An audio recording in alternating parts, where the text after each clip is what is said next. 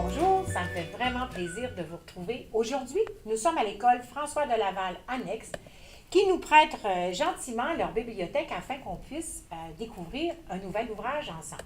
Le mois passé, je suis à peu près certaine que vous vous en rappelez parce que le livre dont on a parlé, il est inoubliable et c'est ce grand livre qui s'appelle Abeilles, à l'intérieur de laquelle vous avez appris beaucoup de choses et qui vous a donné, j'espère, autant de plaisir que moi.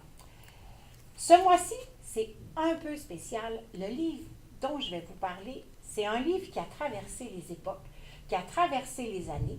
Peut-être même que vos grands-parents l'ont lu, vos parents peut-être aussi, votre professeur, votre grand frère, votre grande sœur. C'est un livre qui a été traduit en centaines de langues. J'arrête de vous faire languir pour vous le présenter. L'album s'appelle Le Petit Prince. Il a été écrit la première fois par Antoine de Saint-Exupéry. Aujourd'hui, la version dont je veux vous parler, c'est une version racontée par Agnès de l'Estrade et illustrée par Valeria Docampo, publiée chez Alice.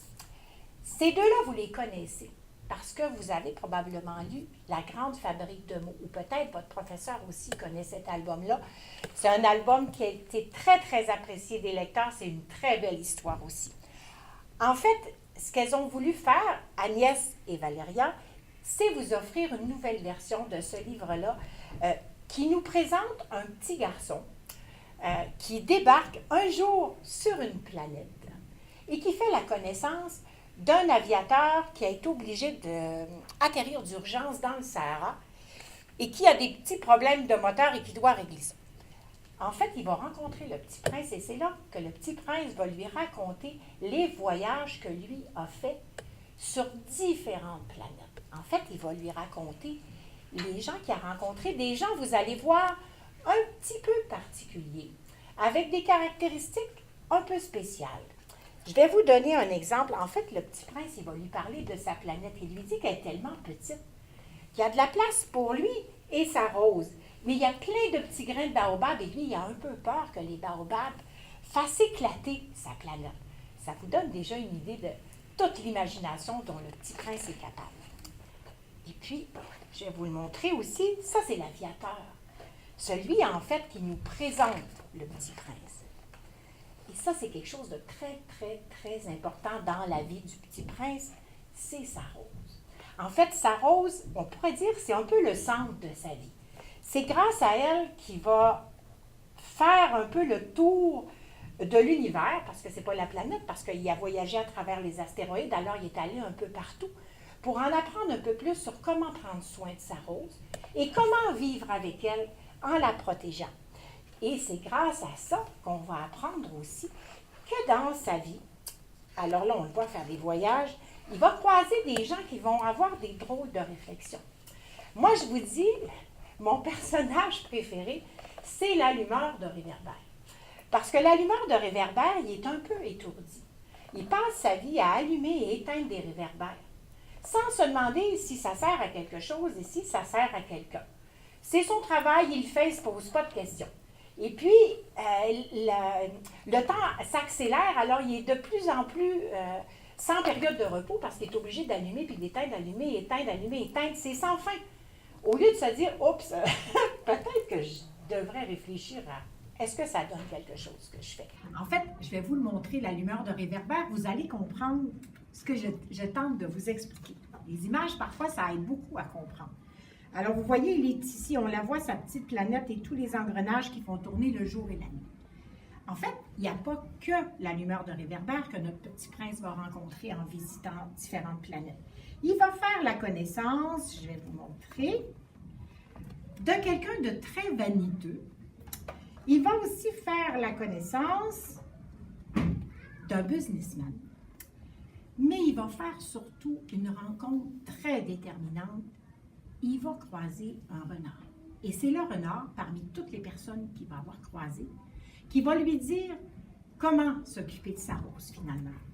Et ce qu'il lui dit, je vais vous le lire à mon tour, parce que ça va vous aider peut-être à vous aussi, peut-être pas à vous occuper d'une rose, mais à vous occuper d'une personne ou de choses que vous aimez.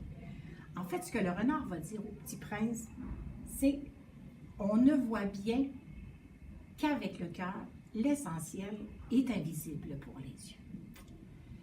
Et c'est là-dessus que je vous tends l'album pour qu'à votre tour, vous fassiez la découverte du Petit Prince et de son univers. Bonne lecture. Vous le savez maintenant, après que le livre soit arrivé dans votre classe, ce qu'on aime faire avec vous, c'est des activités pour prolonger le plaisir et de la lecture, puis vous donner le goût de la découverte, aller plus loin, puis revenir aussi au livre, qui deviennent un peu votre livre. Le premier défi qu'on va vous proposer ce mois-ci, celui qu'on appelle le Presto, on va vous demander qu'est-ce que c'est pour vous un petit prince. Allez-y spontanément. Qu'est-ce que c'est pour vous un petit prince? Ensuite, quand vous aurez répondu à cette question-là, vous pourrez aller au défi mollo. En fait, je vous l'ai dit tout à l'heure, le livre d'Antoine de Saint-Exupéry, c'est un livre qui a été traduit dans plus de 360 quelques langues et il y a fort à parier que peu importe votre origine, le livre existe dans votre langue. Vous pourriez faire une recherche, essayer de voir si vous êtes capable de le trouver. Puis aujourd'hui, on a un trésor, en fait un trésor familial. C'est un livre qui était dans la famille de Louise et c'est la version originale, la première traduction en français du livre du Petit Prince.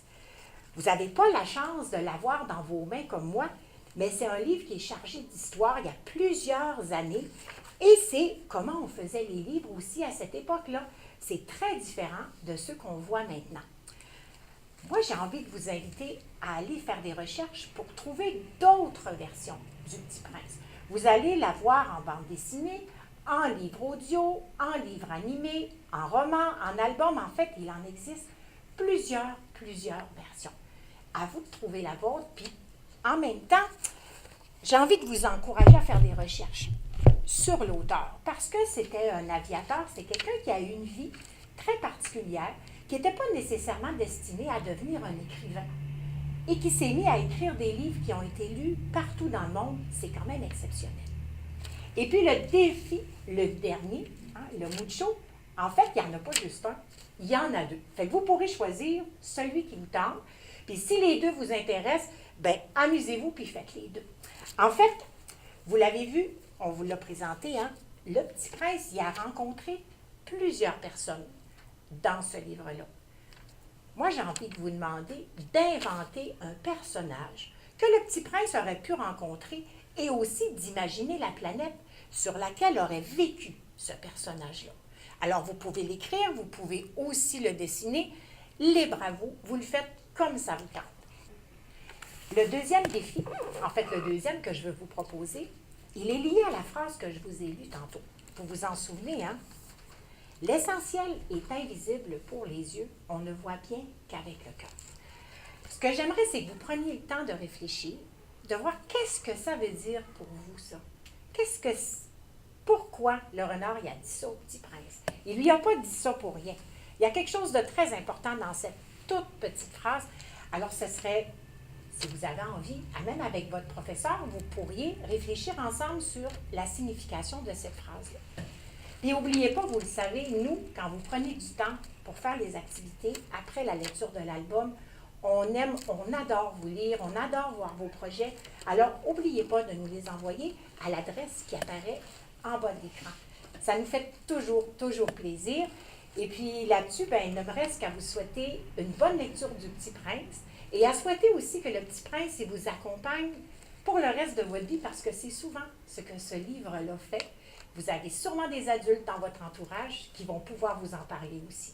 Alors, à très bientôt, puis bonne lecture.